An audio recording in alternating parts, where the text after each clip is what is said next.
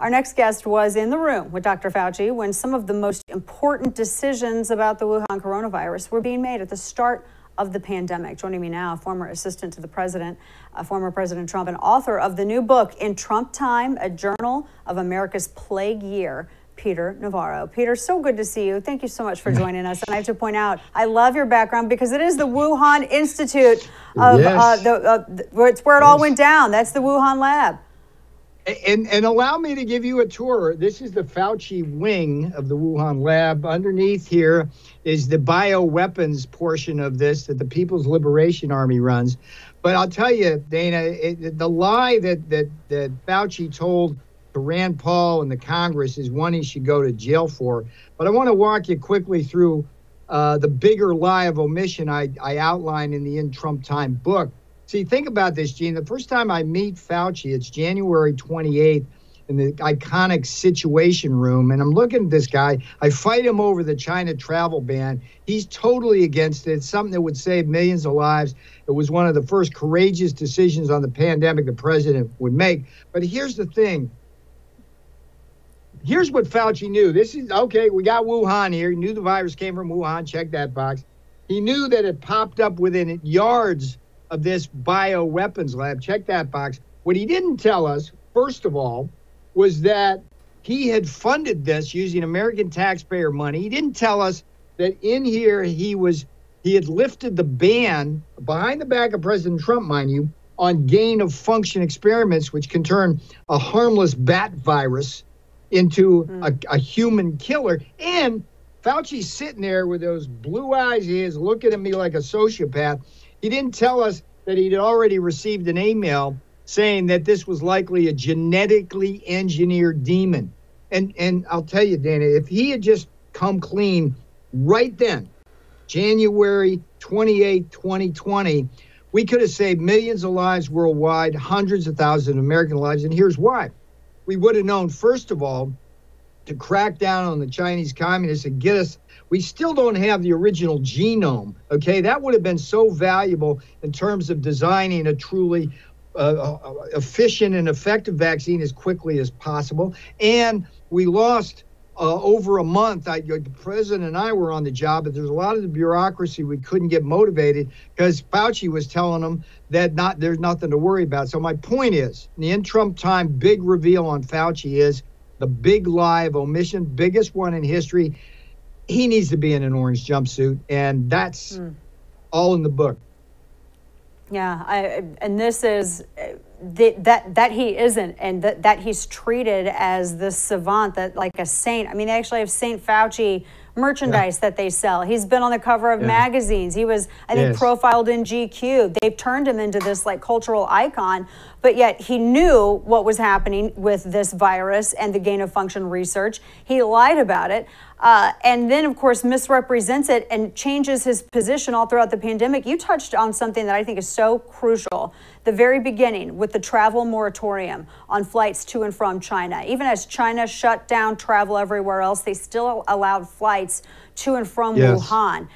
Would not allow flights from Wuhan domestically anywhere else. That was, you're right, that was an incredibly brave decision. And the Trump administration was attacked for it. And they were the first. Other countries then followed suit. I remember that being a headline, and you were attacked for it. Trump was attacked for it. And they tried to make Fauci look like this, open-minded guy who was fighting racists. It's a very interesting day for me. And by the way, the In Trump Time book was based on my daily journal. So I actually have a very sharp record of all of that. I walk in the sit room. I know the president has said, hey, get them to support the travel ban because I'm making this decision with or without him. And I go in there and I know there's 4 people sitting there I know that are going to be against it. Mulvaney, for whatever reason, Pompeo's hack on my left shoulder. See if you can get this one, Dana. The Orville Redenbacher doppelganger, huh? Redfield at the CDC, huh? And Azar, right? So there's this little guy sitting across from me, big little glasses there. I didn't know he walked on water. In nanoseconds, I'm in a violent argument with him. He keeps saying travel bans don't work. And at one point I go, dude, I actually called him dude. I mean, you don't do that to a saint, right? But I'm saying, dude, it's like, you really want 20,000 Chinese nationals coming into LAX and Kennedy O'Hare every day. Many from Wuhan lit up like a Christmas tree with virus. And he goes, travel bans don't work, like a parrot. And I knew right then, Dana, I knew right then that this guy was going to hurt the president, hurt this country, and that he thought he was smarter than he actually was. And guess what? That's a dangerous combination. But I didn't know the lie of omission at that point, which was really the killer. And you know what?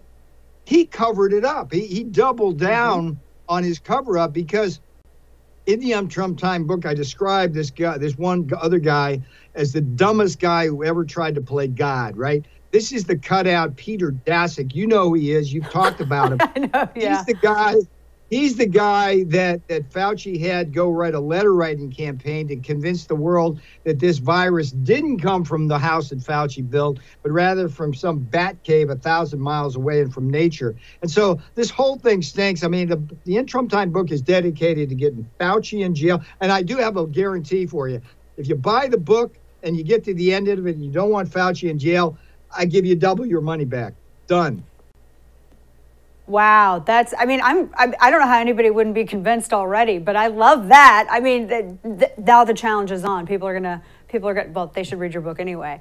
Talking with Peter Navarro, that is, I think, so crucial, understanding those early days, because he, even at that point, and at this point, Fauci, I think, had been in his position, I think, like in the late 70s, early 80s. He'd been there a really long time. Nobody's challenged this guy for decades.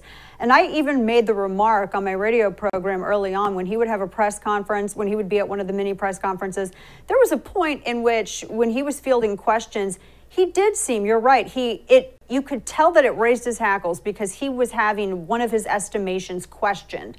And that kind of just sat with me. I just sort of bookmarked that moment in time, because I thought this is a guy who's obviously has a very healthy ego. I understand that.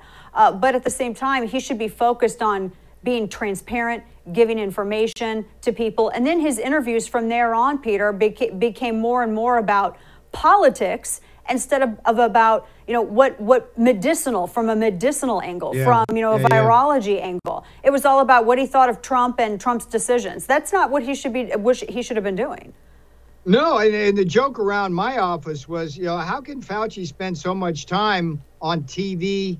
Why isn't he reading the latest cable traffic from Wuhan, or his emails or scientific papers, or having meetings? No. He was always just out on TV. And like I said, he was invariably on. Chapter 7 of the In Trump Time book, the longest one, is about it's an homage to Perry Mason, the scurrilous case of hydroxyhysteria. It's about how Fauci took one of the most safest drugs in the world, hydroxychloroquine, and turned it into something that people would run the other way at 60 miles an hour from. And I had 64 million tablets of that on hand, ready to dispense around the country. Would have saved, you'd be able to give 4 million Americans sick with COVID early treatment. Would have saved tens of thousands of lives if I could have done it. And sure enough, Fauci had blood on his hands there, along with Zucker at CNN, Berman at New Day at CNN, Sheryl Stolberg at the New York Times. They all, look, as soon as Donald Trump said, hey, hydroxychloroquine might be helpful, boy, they were all over that guy. And look, Dana, politics is rough, okay? But don't we draw the line when people's lives are at stake? They did not.